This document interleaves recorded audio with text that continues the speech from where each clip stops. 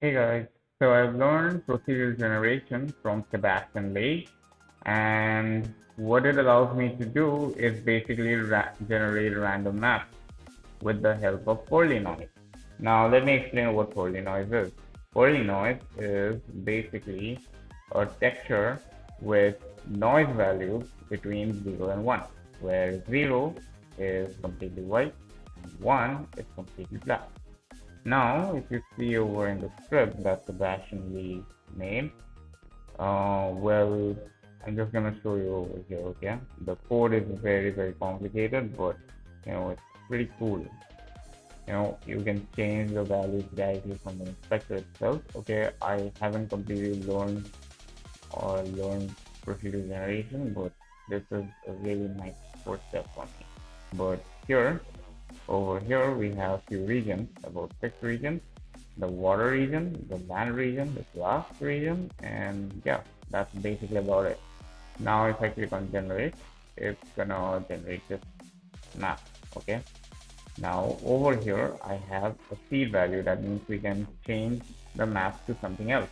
This will be very useful when we want to procedure generate new maps whenever the player loads in or loads into the next plane or next area. Okay, so we want everything to be procedure generated so that the player gets a different feel of the game each time. All right, so here right now it's basically on 2D view right now. Okay, I have yet to add the mesh or I just have to add the ice map basically. Okay, so yeah, I'm gonna go ahead and do.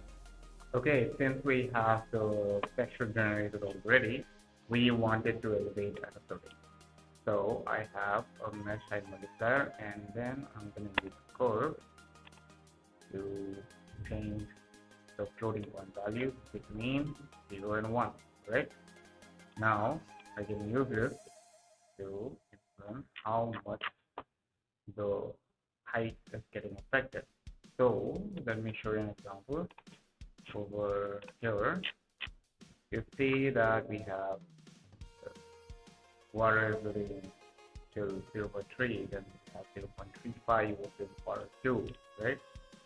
Okay, now let's suppose we increase the height multiplier, see what happens.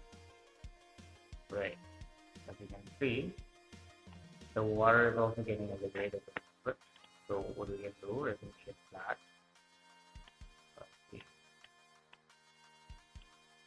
Yep, and get a point over here, and then you can drag it down, right? And you can even decrease it to a point where it's below. All right, so it's pretty handy for manipulating the map. All right, let's go ahead and decrease the height a little bit. Okay, like height, right? Something like this. So then change it to, yeah, I think this is fine. Anyway, I'm gonna go ahead and add colliders to it, I guess. All right, and then we can see how.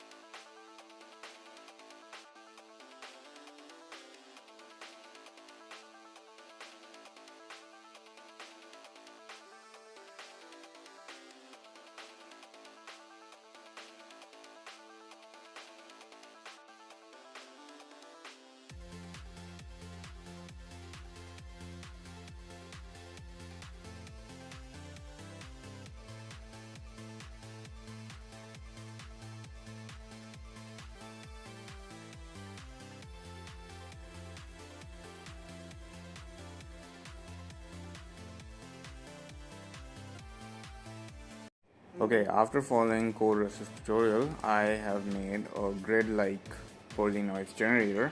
So what it will do is basically, I have this object right here, right? And I will import it into Unity, and over here, as you can see, the trees are getting spawned all over the map. Great. Now let's look at the code. So generate grid.